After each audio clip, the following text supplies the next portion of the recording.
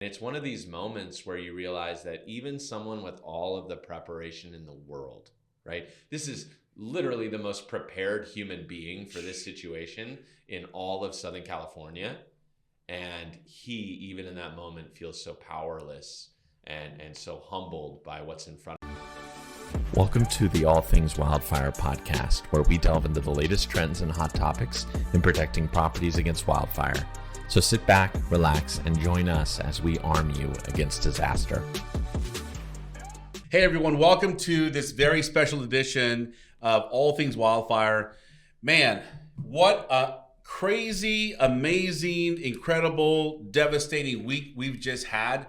And we're not out of the woods yet. The winds are still kicking up. Here we are on Wednesday, and we know that the winds are going to be kicking up through tomorrow. But guys, I have two very special people with me. Tim Bauer, who's the Vice President of Allied Restoration and Allied Disaster Defense.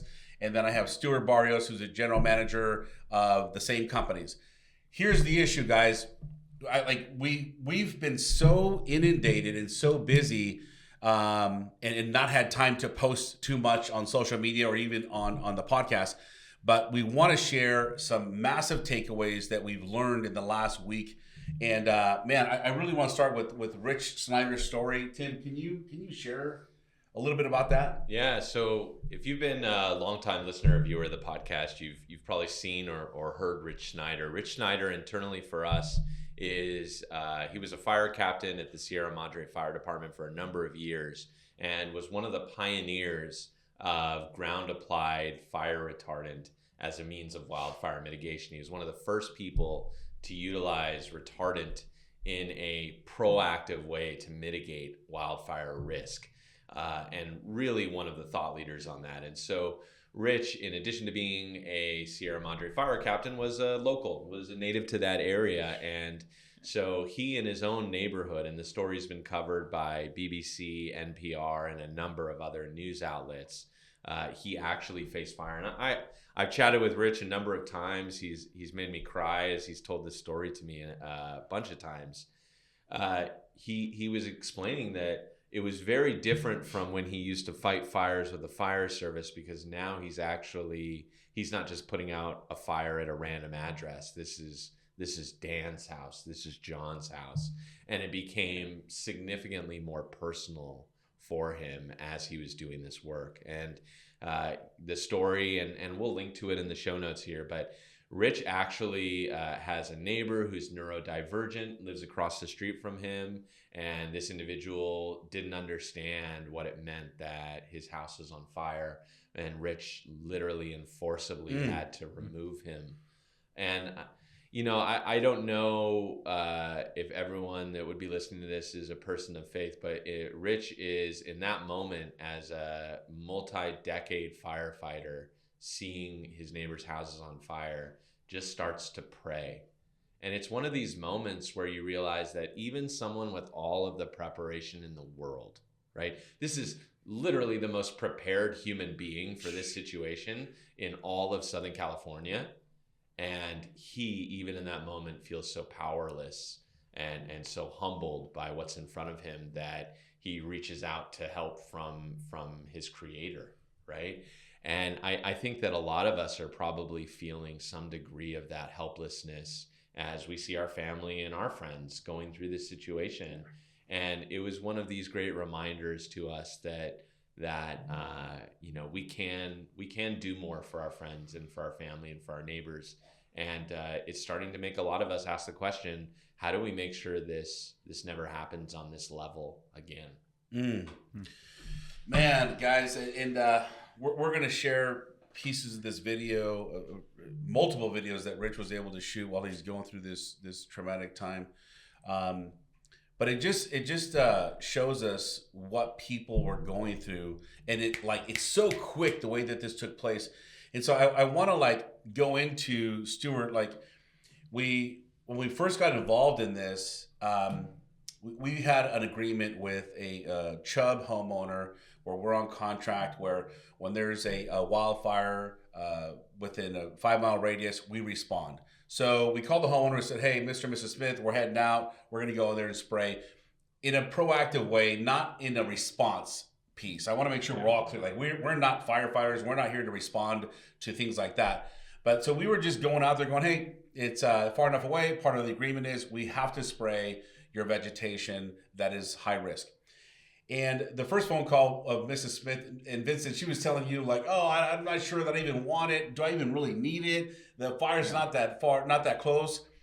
So as we're traveling there, guys, within an hour, the homeowner's calling frantically saying, how soon, how far are you? We need your help right now. And then Stuart, you go to the scene, right? Well, ironically, I was in the area doing an inspection from the Malibu fires.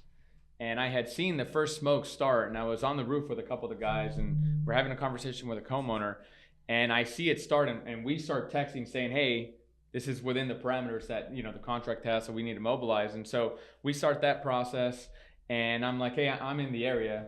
I'm going to go to the home. So I decided to actually go to the home, and we're there, and we can see it. And within half an hour of it starting, I believe it jumped about 200 acres, and winds were picking up. And, I'm stuck on PCH, and, I'm like, hey, I can't even get there. That's right. Yeah. That's right. I was stuck. And so I said, hey, all right, well, what needs to happen here? So I said, you know what, I'm going to go around. So I go up the canyon and I come back down. And as I'm coming down, I'm seeing it grow and grow. And I get to the house and the crews are already starting. And the client's like, what should I do? What should I do? What should I do? And I see it and I said, well, look, it's not over the ridge yet. Download this app. It's called Watch Duty. Right. And I say, this is the most friendly application for any homeowners that are in SoCal and quite frankly, anywhere. Right. It's going to tell you where you are, where's the fire, any updates that are done by, any personnel that's involved, CAL FIRE and whatnot. And so I tell her, download this. I show her how to do it. And from that point on, right, I tell her, hey, if it goes over the ridge, you should start being concerned. And I said, instead of watching us work, I would suggest you go inside, right? And we talked about this earlier. What do you need to do from a DIY perspective, right? So there's preparing for an evacuation, and then there's, you can see the fire go. And so from a DIY perspective, it's two things, right? What do you do for yourself and your family? Get your passports, get your IDs, get any personal albums, get anything of sentimental value that is easily movable, and prepare to be gone for at least 2 weeks. That's clothing, anything for the children, anything of that nature. Medication, super important. Have it ready in a go bag, whether you use it or not. It's best to be prepared because as you go from a level 1 to level 2 evacuation, right, which is, it's not a mandatory, right? As soon as you move to level 3, you don't have much time. And some of these homeowners, I mean, they're waking up to the fire. They're waking up not to the smoke, to someone banging on their door saying your house is on fire. And so being prepared there in terms of the home, right? We've been doing this for years. We've been preaching and letting people know to, take preventative measures, home hardening, vegetation management, do something. Well, when it's too late and you already have to prepare, one of the simplest things you can do is anything within 5 feet of your home that is considered flammable, your furniture, your cushions, your stockpile of wood, propanes from the grill, move it away from the home. Get it out of that 5-foot clearance. That's something you can do with your family quickly. If you're able to reach your vents and you don't have ember resistant vents, tape them. Do the most minimal thing, because what people don't understand is the fires don't start from a 20, 30 foot flame coming in. It's from embers coming from miles away with the high winds, and they land on this vegetation, they land on your furniture, they make their way through the vents, and they start the installation on fire. And so being prepared at the most minimal level from a DIY perspective is that. Do that when you're on a time crunch. And we can go on later on what to do. So really quick, I want to ask, like you were there, and some homeowners are saying, hey, Stuart, let me have your card. They took a picture of your card, and then all of a sudden, okay, Vincent, who's taking care of like all the intake forms that we have and we've created, Tim's helped create all that stuff too from a digital standpoint. Our digital piece starts blowing up. So now the homeowners like spreading the word out to all the neighbors, and now we're getting calls saying, I want to get sprayed, I want to get sprayed, I want to get sprayed. And as that chaos is going on, the time is going on, there comes a point, and we'll share this video too, there comes a point where you're talking to me, and I'm telling you, get the hell out, right? Because you're describing to me what's taking place around you. And after I saw the video, I'm thinking, holy smokes. Yeah. What was going on? Well, I mean, the reality of it is, we had mobilized to other properties, and it moves so fast that no one has real-time updates. Yeah, I was at least 45 minutes inside of Palisades driving around. I didn't see a single fire personnel at all. I see a sheriff blocking one street saying you can't come this way. And as soon as he does that, there's about 15 cars honking. He moves out of the way because no one knows where's the right way to go. Right. You go down one street, palm trees on fire, houses on fire. You go down another street, the signal's lost in those areas, so you can't even use your maps. Cell connection. So you're trying to figure this out. You're talking, our staff, same thing. I'm seeing this and I'm going, everyone out. We are not firefighters. We're not private firefighters.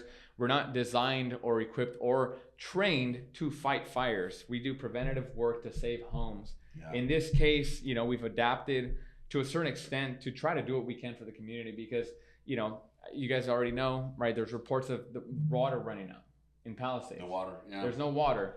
Well, we're designed to spray a product that doesn't need the resources that fire personnel need from a certain, distance. And so we've been adapting the last few days. I don't even remember what day it is today at this point. We've been doing 16-hour shifts. So, it's a lot of chaos. It's a lot of destruction. I think you bring up a really important point that there is a distinction between firefighting and the application of long-term retardant.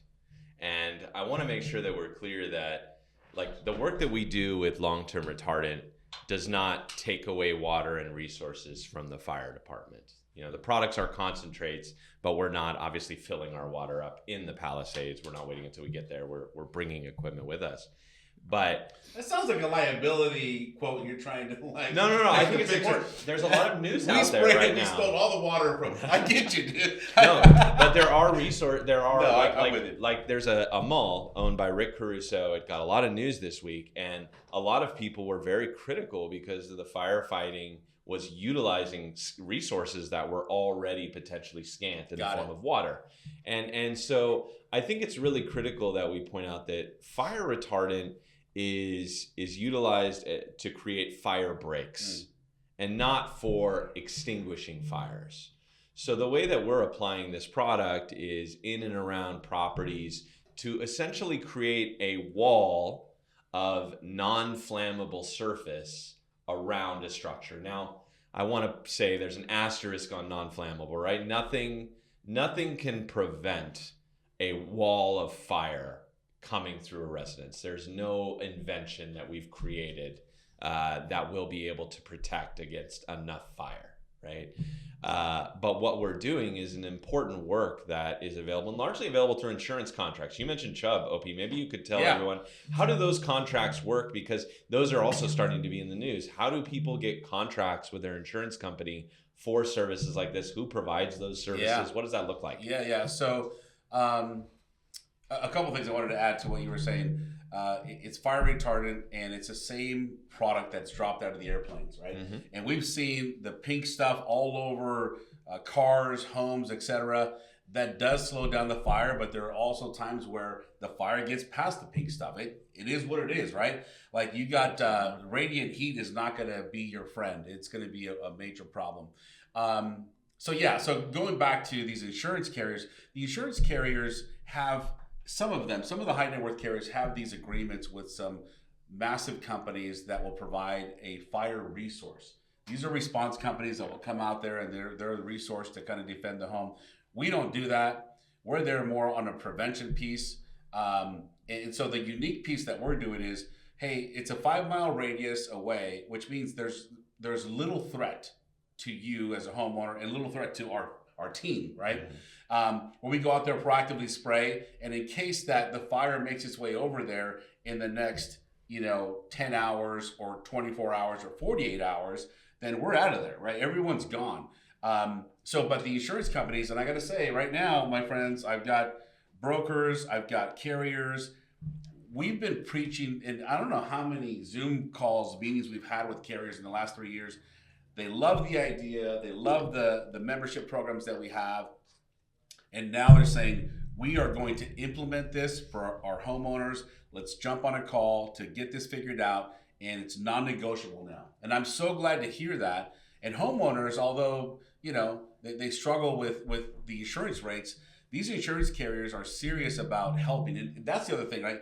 A lot of people think that carriers are there to just make money and they're bad people.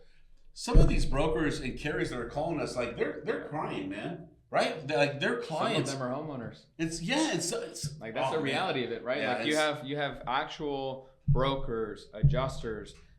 They work and live out of Palisades. Their houses are gone, and I verified family offices. And it's not just their homes. Like, I think that one thing that makes this fire unique from any other fire we've ever experienced here in Southern California is there is no Pacific Palisades anymore. The schools are gone. Like, I think about, I live in a community that has been unaffected by these fires, thankfully. But I think about, like, what would happen if all the kids that my kid goes to school with, they all lost their homes and had to move. And now my kid has lost all of their friends, right? The school no longer exists. Now we have to find a new school and they have to get to know all the new kids at the new school. Your grocery store is gone. Your butcher is gone. Your mailman is gone. Everybody is gone. This is not just, a little fire. This is the loss of an incredible community. And if you're not from here, Pacific Palisades, it's not like Malibu and it's not like Santa Monica. It's this little quiet place. And yes, there are tons of celebrities that live there, but I'll be honest, they're all the nicest celebrities, right? Because it's like Palisades has attracted this group of really cool people, and Puff Daddy also lives there. So not everybody, but most of the people are incredibly great people, right? And it's like this community that we lost one of our best communities here in Southern California. And I think that's a tragedy that can't be measured in real estate values and total loss inventories.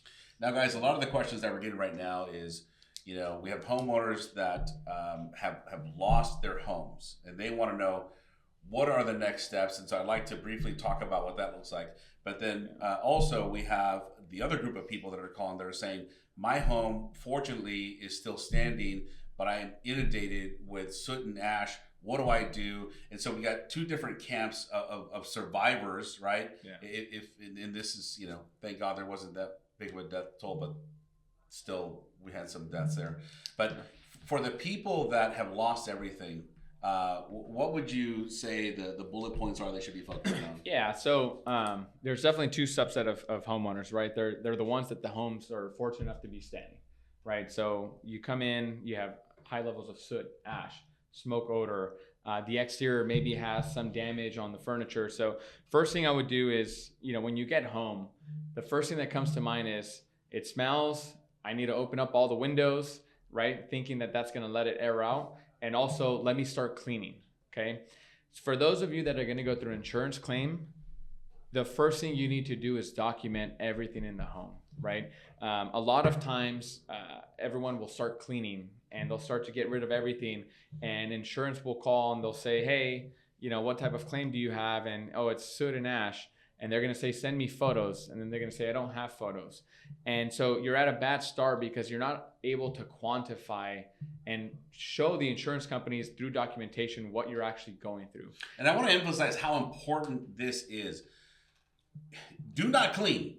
Do not clean your home. And I know that sounds counterintuitive, my friends, but we've been through, I don't know how many wildfires in the last 10 years. Hundreds of claims. We understand, man, the insurance carriers, as much as we love them, man, sometimes they just want to play this game of like, I don't see any soot. It smells in here a little bit, but I don't have any sign at all of anything because it's gone. And you know what? Quite frankly, it looks okay, right? So we know that if you clean up the proof, then it makes it so much harder and easier for the carrier to really pick and choose what they're going to pay for and not pay for. And that's just the truth, my friends.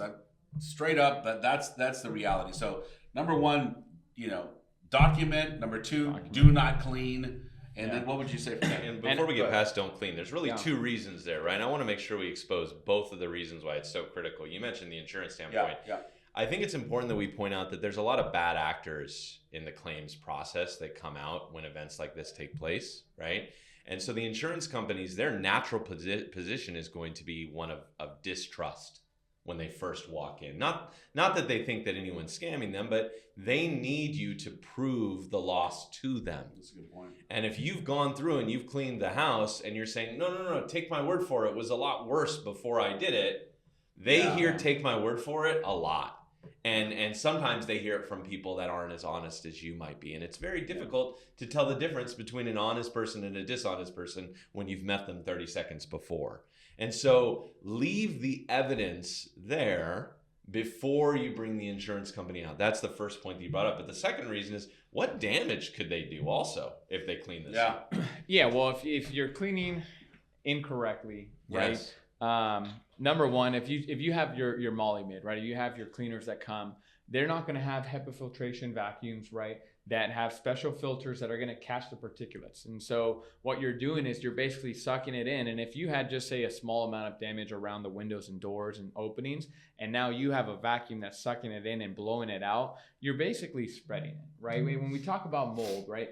Mold, once it's disturbed, is dangerous. Asbestos, once it's disturbed, is dangerous, right? These smoke particulates, if you have any autoimmune deficiencies, if you have any asthma, things of that nature, you start disturbing, you're spreading things, right? And so it could actually not be as worse as you thought, but when you do something incorrectly, right, and you don't have an expert come in, you could actually make it worse. Certain cleaning methods are done, right, through protocols that are met by environmental hygienists. And, if you come and you start wiping and smearing on paint, if you're not doing it the proper steps. Or art on top of that. Well, that's a whole separate conversation, right? Yeah. There's a lot of things that can be done incorrectly. So the first thing you want to do is really just take a lot of photos and look, get on the phone. What I'm going to tell everyone right now, and this is just from personal experience, this is different. This is not the Bel Air fire. This is not the Woolsey fire. This is not Montecito. This is not Oxnard. This is not Malibu from a few weeks ago. The amount of calls that we have gotten, and we have 200 plus on a wait list, right? That's us. We've been established. We've shown and proven ourselves to be able to deliver, the customer service and trust from insurance companies and clients. We are completely backlogged right now. I would call not just us. Call the other company, right? Look them up. Make sure they have a track record. There's going to be a lot of fly-by-night companies. Make sure you find a few and get on their list, because there's too much destruction for the locals to handle. Quite just the reality. It's just going to be a ton of work. Get on the phone with some experts. Ask the right questions. We'll probably end up posting some first steps. We have already some marketing stuff that goes out to educate people. This is going to be the time for us to really educate our clients and those watching, because there are steps you have to take. And that's the first subset of people, right? You start talking. Then we have the commercial deodorization equipment that goes in there to actually deodorize the home. That's a whole other concept. You got insulation that could have smoke if your attic was exposed. Soft goods, guys, yes, there's a lot that needs to be handled here. And some of these clients we're running into, they're high net worth clients. Their deductible is $500,000. They're likely just going to pay themselves to get some of this work done. But an average homeowner is going to have a $25,000 deductible or $20,000 deductible. Yeah. It's likely going to go past that, right? So things to really be considering as a homeowner as to what the next steps are is, like Stuart said, document, don't clean, and talk to an expert. That's really what it comes down to. Those are the first steps. Yeah. The other thing too is for those that are going to get home soon, hopefully, the power's out, right? So your refrigerators are going to have perishables that are going to be bad. I've seen in multiple homes where the ice melts and the ice maker goes down, creates collateral damage behind the refrigerator. These are all small things that, as you come in, there's a lot going on. You're going to miss certain things. You're going to probably wipe the water and think, oh, that's nothing. But behind it, there's other damages that are brewing. So there's a list of things that we can go on and on and on. But I'd like to jump into the other subset of homeowners, right? The total loss. What are you doing, right? The insurance company is not calling you back. You filed a claim. You're still waiting for an adjuster. You don't even have access to the home. So when I think of that subset, when you get your claim handler, right, and you have these conversations, a lot of them will tell you, hey, go into a hotel, you have additional living expenses, keep your receipts. What I tell everyone is, look, if you know you're going to be out of your home for more than 2 to 3 months, you need to go into long-term housing, right? There are companies out there that'll assist you with this, but your insurance adjuster should have the means and resources to recommend you. You need to get into a long-term housing because, quite frankly, the insurance policies and the coverages have changed. Everyone at this point is probably underinsured, realistically speaking, in the Palisades. No one wants to go there. It's fair plan for a majority of them, and they only cover so much for personal property, for additional living expenses, and the home. And when you're in this situation, people aren't cognizant that you will run out of these policies very quickly. Additional living expenses includes your food, your hotel, all of these things, right? You need to get it into a place where you can stretch it. And so instead of paying $500 a day in a hotel, go to a house. You might have to kind of go down, right? If you're used to a $5,000 home or 5,000 square foot home, you might have to get into a 2,500 square foot home, right? The reality is someone needs to educate you on your policy. If you have a broker, I would suggest calling them. If you have an agent, I suggest calling them. That's for that. That's a great point. I think step one, contact your agent, have them describe the policy to you. Can you talk about, Tim, like the different buckets of the policy that people can like start to think about? So, yes, every insurance policy has a number of buckets of coverage, including a bucket for your main house, a bucket for any other houses or structures on the property, including guest houses, detached garages, pool houses, fences, anything else. A portion of your policy will also be for your personal property and your items that you have inside of the home. And then finally, you'll have additional living expenses or loss of use, depending on how your policy calls it out. And so these are designed to reimburse you for any expenses you may incur. But unfortunately, a lot of the people in these communities, as you've kind of implied, we're going to be underinsured in these areas. Because carriers were either not offering any coverage in these areas or in some instances not enough.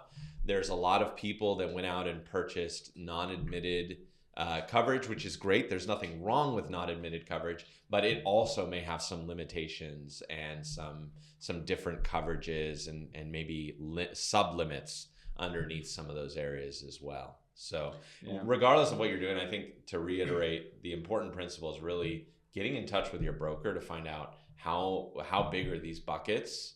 Where are my buckets lacking, right? Where am I underinsured, if anywhere? Where do I need to factor in? Because sometimes what takes place is people will spend all of the money they have for their building on the emergency services, and then they're not left with any money to actually rebuild anything.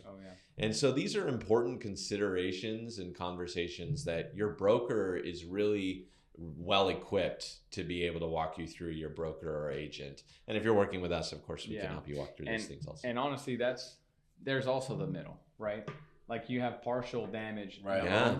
I always tell clients that the priority when we get to a job is let's secure the home, right? What I'll tell everyone that's watching right now, this process is going to take time. Okay. Not even the highest of the highest high net worth carriers are going to have the resources to make sure things move swiftly and efficiently, right? There is going to be some form of a backlog, right, with what's going on. So be prepared to be patient. If you have partial damages, find someone to close the home up. If you need a board up, do it. If you have partial, roof damage, there's no rains coming, but what needs to happen now is, we have the dark side of this industry, right? Of not the industry, but of people. There are looters out there. Right. Yeah. There are people going in, they're finding the homes that have, accessibility. So the first thing you want to do when the evacuations lift is get to your home and determine, is there an opening in the home, both for people to can come in, but also rodents, right? Their homes are also destroyed now. They're going to come down. They're going to look for a home, for somewhere, safe and warm. And it's your house. And if you have food, if you had to leave in a short notice, they're going to get in. And so protecting the home is really the first step, and your personal property. After that, I would say be patient and let your insurance come. There's going to be a lot of you that have a total loss. And if you are not patient, you might sign up with certain individuals that say they're going to give you the world. The adjuster might come and give you policy limits. it'll be the easiest check they'll ever cut because they understand that they are the home's underinsured. So be patient in that sense and really just get there to protect what you do have left. So let's touch on the fair plan, man. Like State Farm left Palisades last year, and I think 69% of their market share left that city, and it went to the fair plan. And the fair plan has so many limitations. It is the insurance of last resort, and there's probably going to be some litigation around this, man. Something's going to be happening because these are massive amounts of dollar values that are burned. And I don't know that the fair plan is funded enough to deliver on their promises. But assuming that they are, they've got, $3 million limit? Is that right? Yeah. The fair plan? Yeah, up to, yeah. Yeah, and so when Stuart says that, the adjuster come in here and write you a check, I could just imagine what it would be like to have a $15 million home and you get a check from the carrier for $3 million. And you owe $5 on the house. And you still owe money on it. That's the... I'm curious to see, and we talked about this earlier, the exposure of California Fair Plan and the damages that we're seeing. I'm curious to see what's going to happen in the next few weeks, right? Like, is there going to be some problems where they can't fund it? Like, would they default? Like, I have no clue. Like, that is not our expertise, but I'm very curious because it's going to affect our clients.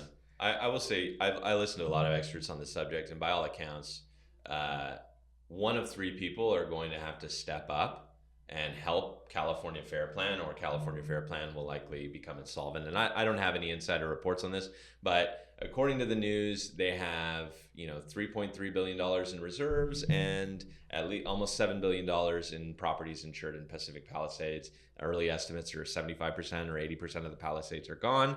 Assuming that ratio holds consistent across California Fair Plan's book of business there, it stands to reason that they have over $3.3 billion in losses in Palisades alone. And we're not even talking about Altadena, Pasadena, which also has heavy fair plan. So at the end of the day, assuming California Fair Plan doesn't have money, you got three people that are going to one of three people are going to step up and pay for it. Number one, the homeowners. That's the first choice. The affected homeowners will end up having to come out of pocket. That's scenario one. It's probably the most unlikely scenario of all.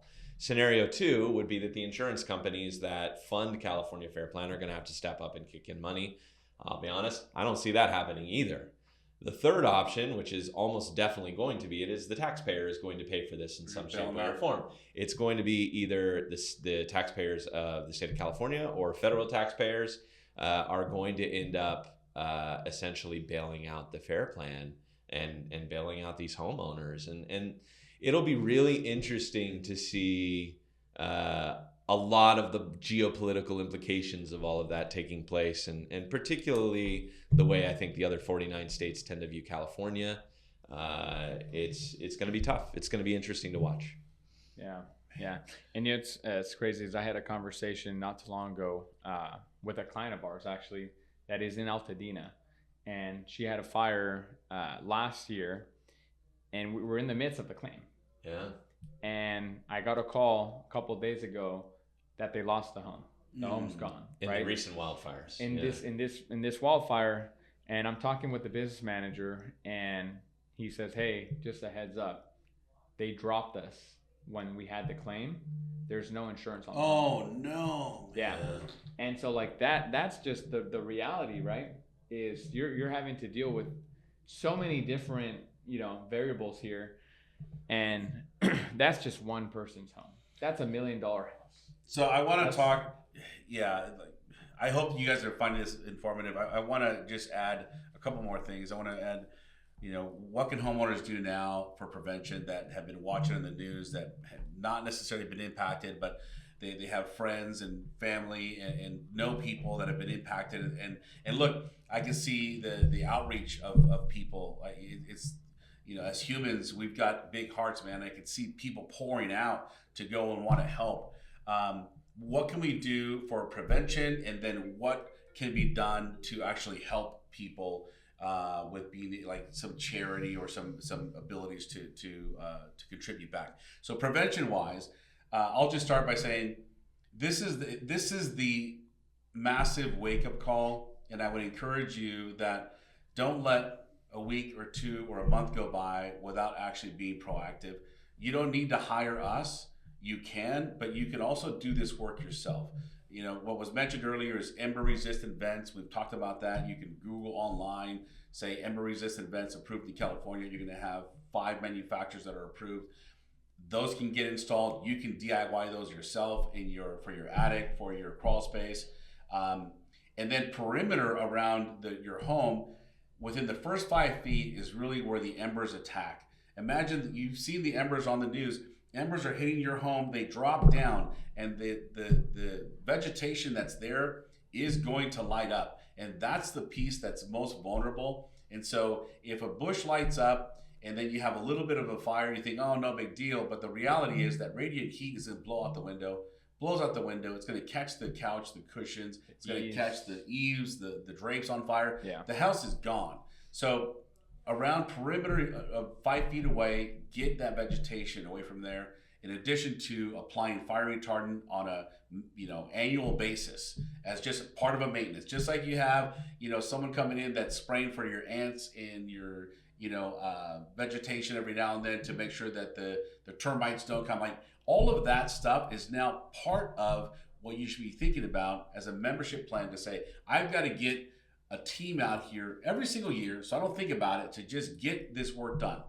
The vents, the vegetation management around 5 feet, those are all one-time investments, and this is the time to do it. Yeah. Get your community together and start a DIY project where you all start to focus on these things and make those things happen. Yeah, I think this fire is going to bring a lot of salespeople out of the woodworks, offering solutions for the wildfire problem.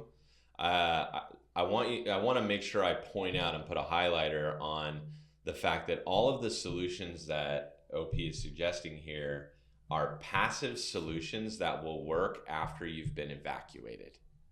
I'm starting to get calls from people that are hearing about rooftop sprinkler systems or pool pumps. There was a big news article because the Olympian Michael Johnson, the sprinter, had a pool pump. And he was raving about how when they dropped his insurance, he just bought a pool pump to protect his house. And there's nothing wrong with pool pumps, but the issue with water-based solutions is they have to be utilized when there's water in the system, which after, we're on day 8 right now of this wildfire. The fire has come and gone from these areas multiple times. We had customers call us and say, I need help spraying retardant. Whoops, never mind, the fire's gone. And then the next day call back and say, whoops, it's back. So if you have a pool pump, that's great as long as someone is there. Exactly. That's 24 hours a day for 10 days as a wildfire is raging. And the reality is that's just not likely to happen. And so those solutions, while not completely ineffective, should always be secondary to solutions that you set and forget, and you don't have to have anyone in the residence, because that's going to be the state. You all know it. Anyone that's been evacuated, you haven't gone back to your house, and if there's a pool pump there, it's gathering dust, and you'll probably come home and find it melted. And so I don't think that I don't think we should be heavily investing in non-passive solutions before we take advantage of the passive. Now, if you've already done ember-resistant vents, all the vegetation, you're applying retardant, and then you buy a pool pump, then you buy a sprinkler system, great. Yeah. That's cool. Get as much protection as you can, but start with the most effective things. I know they're not as sexy as the idea of installing like a cool sprinkler system on your roof, but a sprinkler system on your roof in 100 mile an hour winds with no water supply is not going to be the greatest thing in the world for your house. And I think, the long-term solution is the way to go. And for those that are watching that aren't in the Palisades, they're not in Brentwood, you're not in Calabasas, you're in Fontana, you're in Monrovia, you're in Chino, you're in Chino, right? So these are all Iowa. areas that Iowa, right? For God's sake, yeah. Another one just started in Jurupa Valley, right? So you're in all these areas, and sometimes, right, some of us don't have the $1 million homes, the $2 million homes, right? But we have something we've paid for and we love, and it's our investment, right? And so when we think of those DIYers, right, you don't need the private security, the private firefighters, you don't need the pool pumps, right? Vents, for example, some of these can be costly and custom. You can do mesh, There's ember-resistant mesh. You option. can install it yourself. You can cut it. You can watch a video. There's things that can be done. Vegetation management is probably one of the most important things. That can be a DIY thing, right? There's not a one item saves all, right? It's not, I installed vents. I heard, these guys on a podcast, I'm safe. There's multiple different angles. The goal here is to determine from your own home, what are the actual risks, right? And some of these things you can go online, you can search up IBHS. They'll give you, right, the idea of the 0 to 5, 5 to 25 feet. What do you do for home hardening? I know in recent years the codes are changing, so they're implementing some of these things, but the code is for new developments. The code is for you doing construction on a home. We're talking about hundreds of thousands of homes that were built 50, 60 years ago. And so we want to determine what's my actual risk, right? And then start talking about what can I do long-term wise. Yeah. And so I would add, Stuart mentioned this earlier, but if you don't have the Watch Duty app, did we release the video already? Yeah, we did, Vincent. So we actually interviewed the Watch Duty founder a few weeks ago. And so that's on a podcast, but the Watch Duty app is going to be so advantageous for you to give you play-by-play as to what's going on. Number 2, join a fire safe council. Look up, you have a fire safe council, it's going to be nearby, right? Whether, Oregon, you're in that state, these fire safe councils have some really intelligent people that are working really hard to make sure they're giving as much value as possible. Join a fire safe council, become an active member to stay engaged in this, because this is not an event that is going to go away. We're going to have to get accustomed to living with this. And so the more engaged you are, the more that you can help your family, your children, your parents. Like we're doing some right now where they're saying, my parents live in this home. I need you to please go, right? Like it's crazy the amount of. And what's wait, just thought about this too, right? We're talking about a home, right? We're talking about your home and protecting your home. But the reality is we need to start talking about communities as well, because it is a community effort. I've unfortunately taken many calls this week, where the homes, once one starts, there's no fire personnel, right? You can have the most protected home. We talked about this with Rich, right? You can have ember-resistant vents. You can have gutter guards. You can have a 0 to 5 clearance with long-term retardant that's been sprayed. You can have every single thing off the checklist. And if your neighbor on both sides are on fire and that radiant heat busts your windows, there's nothing stopping it. And so, it's really a community effort to educate, right?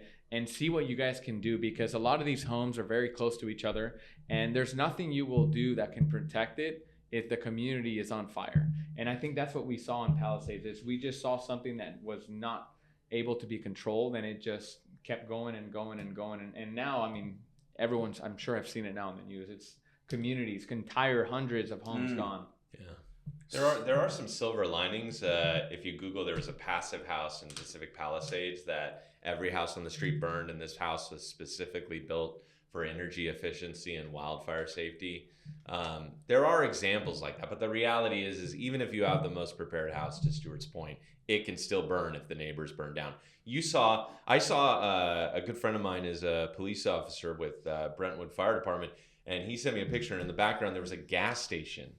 Like a gas station, metal pumps, everything. And obviously gas is flammable, right? But the whole thing is consumed. The convenience store. I'm pretty sure Twinkies. Oh my gosh. Twinkies don't burn. They don't even decompose, right? You know what? So these things last forever, and they're still burning, right? Fire. There's no stopping a determined fire. And so I just 2 things came to mind, and I want to tell you guys that are watching DIY stuff. What do you do when the fire's coming, or if you're leaving? Please turn off your gas. Yeah. Turn off the gas in the home. In addition to that, there are looters everywhere. But what you want to make sure is if you're leaving, leave the doors unlocked. Okay, and I'll tell you why. Firefighters, if your home's on fire, or even the back, and they can't get through, and they can't get through a gate, they're going to bust through it. And they may save your home, and they will leave. And when they leave, that ember cast is still in the air, and it can still reignite the home by the embers flying inside. So those are some things to think about. Ring cameras. When they break into your house, how do they do it? they're gonna break the door anyway. So they're gonna use an axe. If someone wants to get in, they're gonna get in. They're gonna ruin your door, and it's gonna be much more open and not just unlocked. Yeah. So, but I mean, I don't know if we have more to, another one to go over. I just wanted to take some time, honestly, to thank the firefighters, thanks the cops, thank the sheriffs, those that have come out of California, the National Guard. I mean, to be honest, you guys have saved thousands and thousands. Amen. And we just want to give a couple minutes to let them know that we appreciate you guys. We've had our couple issues trying to get in and service some homes, but we get it, right? There are companies in here that aren't professionals or not servicing, and they're trying to get in to do bad things. And so when we come across checkpoints, they don't let us in. We understand, right? We get the proper channels, and we get in anyways because we'll get a private escort in. So just to thank everyone for that. Yeah, not only our own firefighters, but we have firefighters coming in from out of state and out of city. And, even you're seeing the Mexican government and the Canadian government both sent support. Even, I don't know if you guys saw, Ukraine offered, really? That's how bad things have gotten, is that Ukraine offered 150. They've been getting bombed for years, and they're sending people to help us. Yeah. So it's amazing to see not only the local community, but the even international community coming to California's aid. And, as a native Californian, somebody that was born, raised, and will die here, God willing, one day long in the future, I'm grateful to everyone and all the support, but most for LAFD, because you guys are the best, and thank you for coming through. The other thing too, for those of you watching, we have a nonprofit as well. Really quick, before you jump into that, I do want to share a story. When we're in there and we're spraying fire retardant and helping homeowners, we mix it with water, and some of these homes had no water. So we're driving around and we see there's 4 water tenders, and they supply water to the fire department. So I roll up and I say, hey guys, man, I just need 100 gallons. Can you hook me up? And they're like, dude, that's easy. Yeah. So we're sitting there talking, and I said, hey man, how's it going out here? What's going on with the firefighters? And one guy said, look, man, it really is kind of sad because we're pumping, the crew came in and you could just see the energy of these firefighters. They're like, dude, hurry, fast. I need you to fill me up. We're actively trying to put a house, turn it off. And I think we're going to do it. And so the guys are pumping water as fast as they possibly can, get the truck out, get another truck, get the truck out. They come back and he says, OP, you could see the defeat on their face. Yeah. Right? And so these are human beings, right? These people are trying, I see firefighters as superheroes, but the reality is those capes come off, man. And they're humans. And it's like they're sad, they're distraught, they also are angry. All this stuff is going on because they're trying to save a home. And at the last minute they said that the chimney of the neighbor's house that came down, and then with it brought some fire and took out that's what happened. I'm like, dude, what? It's heartbreaking, man. Yeah. So yes, kudos to all the people that have been trying to serve here and put out these fires and continue to as we have these gusts of winds. But like Stu was saying, look, charitable events, my friends, like there are so many people that are receiving money right now to help people. One of the things that we're doing is we have the Passion Life Foundation. The Passion Life Foundation was built because my little brother passed away years ago in 2010. And so we put this foundation together to help as many people as possible. And we're shifting gears now. We're shifting gears to really now contribute and help as many people as we can. And here's a cool thing. There's one gentleman that Jackie found on the news, and he was saying, I lost my house, I lost my tools, I don't know what I'm gonna do for work. Those are the type of people that we're gonna go in and say, dude, what kind of tools do you need to get back to work? We wanna fund that, right? Yeah. There's a ton amount of water and resources out there right now, which I think is beautiful and amazing. But we wanna serve the individual and see how we can help them really get back on their feet as fast as they possibly can. Yeah, well, especially the ones that are underinsured, right? You have those that they don't know what to do. They have no money, that they owe on the mortgage. Their houses are gone. Their stuff's gone. They have no local family. They don't know where to stay. They're couch surfing. There's so much going on right now. I think we're in an ability and blessed enough to give back. And so if you guys follow us, be on the lookout. At some point, you're going to see links go out for donations, and then we'll be posting where those are going, just to make sure, on all fronts, we can give financially to those that need it, but we can also help with the building and the cleaning and the process. So, any final notes? Yeah, I think as you're donating, for sure, we're obviously a safe spot. There's a lot of places that are popping up. GoFundMes are all over the place.